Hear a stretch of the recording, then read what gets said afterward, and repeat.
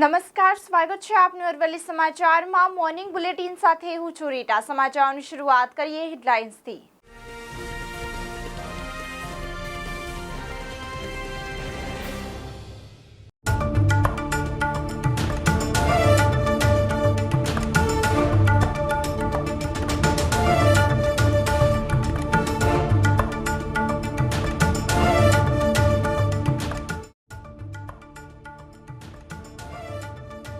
Board પરીક્ષાનું countdown. સુરતમાં 1.91 લાખ વિદ્યાર્થી ધોરણ 10 અને 12ની પરીક્ષા આપશે. બેઠક વ્યવસ્થા જોવા પરીક્ષાર્થીઓ સેન્ટરે પહોંચ્યા.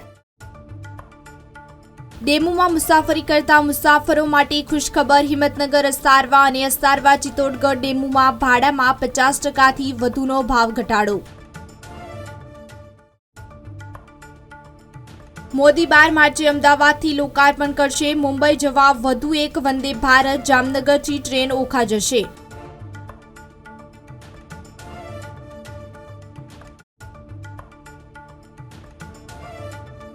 અમૂલ્ય 1 કલાક. તજજ્ઞોની ટીમ સાથે નબળા વિદ્યાર્થીઓને નહીં રહે બોર્ડની પરીક્ષાનો ડર. વિદ્યાર્થીઓનું પરિણામ સુધારવા અમદાવાદ ગ્રામ્ય ડીઈઓએ શરૂ કર્યો નવતર પ્રયોગ. કલોલમાં વિકાસ કામોનું ખાતમુહૂર્ત. ₹4.53 કરોડના ખર્ચે નિર્માણ પામનાર કામોનું હર્ષ સંઘવીના હસ્તે ખાતમુહૂર્ત કરાયું.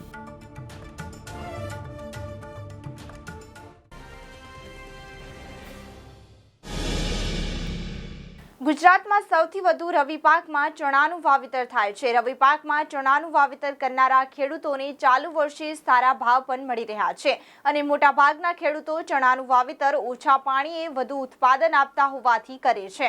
હાલ ચણાના ભાવમાં ₹30થી લઈને ₹50 સુધીનો ઘટાડો થયો છે. રવિ પાકમાં ચણાનું વાવેતર સૌથી વધુ નોંધાય છે. ચણાની આવક વધવાને કારણે ચણાના ભાવમાં ₹30થી ₹50નો ઘટાડો થયો છે, જેથી ખેડૂતોમાં પણ મુશ્કેલી જોવા મળી છે. રાજ્યના હવામાન ખાતા દ્વારા ગુજરાત માટે આગાહી કરવામાં આવી છે. ગુજરાતમાં આગામી દિવસોમાં તાપમાનમાં વધારો થશે. 2 થી 3 ડિગ્રીનો વધારો થવાની શક્યતાઓ છે. રાજ્યમાં લઘુત્તમ અને મહત્તમ તાપમાનમાં વધારો થશે. હાલ પવનની દિશા ઉત્તરથી ઉત્તર પૂર્વ તરફ જોવા મળી રહી છે. વેસ્ટર્ન ડિસ્ટર્બન્સના કારણે તાપમાનમાં આગામી સમયમાં યથાવત રહે તેવી શક્યતાઓ છે. અંબાજી ગબ્બર પર્વત પર રોપવે 6 દિવસ માટે બંધ રહેશે. વાર્ષિક મેન્ટેનન્સની કામગીરીને લઈને રોપવે સેવા બંધ રાખવામાં આવશે. યાત્રાળુઓ 11 માર્ચથી 16 માર્ચ સુધી રોપવે સેવાનો લાભ લઈ શકે નહીં. યાત્રિકોની સુરક્ષા અને સલામતીને લઈને આ નિર્ણય લેવામાં આવ્યો છે. ગબ્બર પર્વત પર ભક્તો પગથિયા ચડીને અખંડ જ્યોતના દર્શન કરી શકે છે. શક્તિપીઠ અંબાજીમાં દર વર્ષે 1.25 લાખથી પણ વધારે યાત્રિકો દર્શનાર્થે પધારે છે. સરકાર દ્વારા યાત્રિકાલક્ષી મહત્વના પ્રોજેક્ટ ચાલી રહ્યા છે.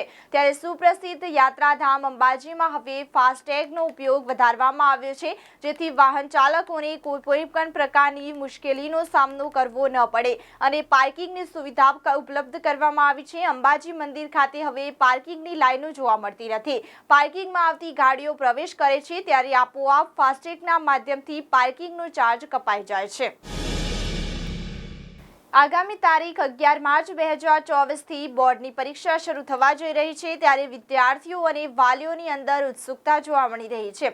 પોતાના બેઠક ક્રમાંકને જોવા માટે વિદ્યાર્થીઓ આજે વિવિધ સ્કૂલોમાં પહોંચ્યા હતા. ગુજરાત માધ્યમિક અને ઉચ્ચતર માધ્યમિક શિક્ષણ બોર્ડ ગાંધીનગર દ્વારા એસએસસી અને એચએસસીની પરીક્ષામાં સુરત શહેર જિલ્લાના કુલ 1,91,330 વિદ્યાર્થીઓ પરીક્ષા આપશે.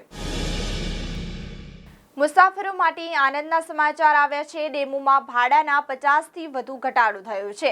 હિંમતનગરથી અસારવાથી અને અસારવાથી ચિત્તોડગઢ ડેમુમાં રેલવે વિભાગ દ્વારા ભાડામાં ઘટાડો કરાયો છે, જેને લઈને ડેમુમાં મુસાફરી કરતા મુસાફરો માટે ભાડામાં રાહત મળશે, જેનું અમલપલ થઈ ગયું છે. ત્યારે હવે લોકસભા પહેલા જ રેલવે વિભાગ દ્વારા 50%થી વધુનો ભાડામાં ઘટાડો કરવામાં આવ્યો છે. સમાચારોમાં આગળ વાત કરીએ તો રાજ્ય વાહન વ્યવહાર વિભાગ અને એસટી નિગમ દ્વારા રવિવો નડાબેટમાં 100 નવી એસટી બસોનું લોકાર્પણ કરાનાર છે, જેમાં મહેસાણા ડિવિઝનને 29, પાલનપુર ડિવિઝનને 19, હિંમતનગર ડિવિઝનને 24 અને ભુજને 28 નવીન બસો ફાળવાશે. ગુજરાત વિધાનસભાના અધ્યક્ષ શંકરભાઈ ચૌધરીની ઉપસ્થિતિમાં સાંસદ પરબતભાઈ પટેલના હસ્તે નડાબેટમાં 100 નવી બસોનું લોકાર્પણ કરવામાં આવશે. રાહુલ ગાંધીની ભારત જોડો યાત્રાના ગુજરાત પ્રવેશનો આજે ચોથો દિવસ છે. રાહુલ ગાંધીની ન્યાય યાત્રા સુરત જિલ્લાના માંડવી થઈને બારડોલી જશે. બારડોલીના ઐતિહાસિક સ્વરાજ આશ્રમની પણ રાહુલ ગાંધી મુલાકાત કરશે. બાદમાં વાયા વ્યારા થઈને ભારત જોડો ન્યાય યાત્રા મહારાષ્ટ્રમાં પ્રવેશ કરશે. ત્રીજા દિવસે કોંગ્રેસના નેતા રાહુલ ગાંધી ભારત જોડો ન્યાય યાત્રા લઈને ખાંડીવાવ ખાતે આવી પહોંચ્યા હતા, જ્યાં તેમણે રાત્રિ રોકાણ કર્યું હતું. રાજ્યમાં માધ્યમિક અને ઉચ્ચતર માધ્યમિક શિક્ષણનું સુદૃઢીકરણ કરવા માટે મુખ્યમંત્રી ભૂપેન્દ્ર પટેલે આજે શિક્ષણ ક્ષેત્રે અંદાજિત 1500 કરોડની 2 મહત્વપૂર્ણ યોજનાનો પ્રારંભ કરાવ્યો છે. આ યોજનાઓમાં નમો લક્ષ્મી યોજના અને નમો સરસ્વતી વિજ્ઞાન સાધના યોજનાનો સમાવેશ થાય છે. નમો લક્ષ્મી યોજના અંતર્ગત ધોરણ 9 થી 12 નો અભ્યાસ પૂર્ણ કરનારી દરેક કન્યાને ₹50,000ની સહાય આપવામાં આવશે. બીજી તરફ નજર કરીએ તો અમદાવાદ જિલ્લા ગ્રામ્ય વિસ્તારની શિક્ષણ અધિકારી કચેરી દ્વારા બોર્ડની પરીક્ષાને લઈને એક પ્રયોગ હાથ ધરવામાં આવ્યો છે.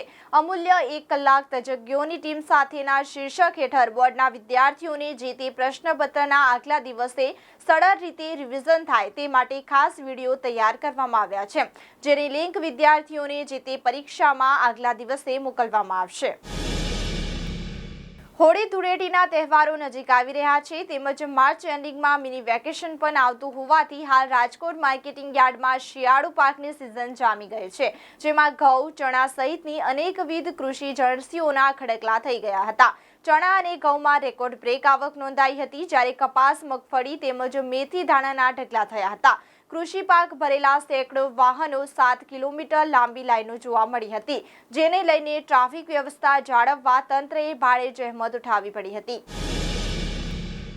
હાલોલ નગરના વડોદરા રોડ પર આવેલ હજરત પીર સૈયદ બાબાખા મદારી અને પીર સૈયદ બળજી શાહના ઉર્સની ઉજવણી બાબાખા બાબા અને બળજી શાહ બાબા દરગાહ કમિટી તેમજ મુસ્લિમ સમાજ દ્વારા 4 દિવસીય ધાર્મિક વાતાવરણમાં કરવામાં આવી હતી, જેમાં દરગાહ ખાતે પ્રથમ દિવસે ગુલપોશીનો કાર્યક્રમ યોજાયો હતો.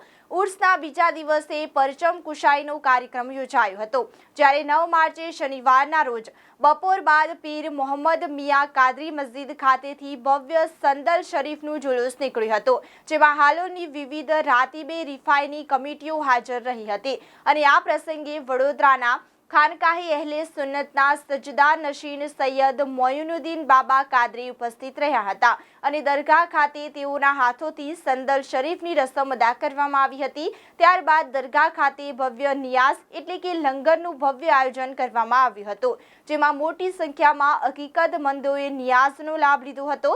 જ્યારે આ પ્રસંગે દરગાહ ખાતે ઉર્સ મેળાનું આયોજન પણ કરવામાં આવ્યું હતું, જ્યારે 4 દિવસીય ઉર્સ મેળામાં હાલોલ સહિત આજુબાજુના ગામોમાંથી મોટી સંખ્યામાં આ ઉર્સનો લાભ લેવા અકીદતમંદો ઉમટ્યા હતા. જી આજે હાલોલમાં પીર સૈયદ બાબુખા બાવા, પીર સૈયદ બળજી શાહ બાવાનો ઉર્સનો ઉજવણી કરવામાં આવી રહી છે.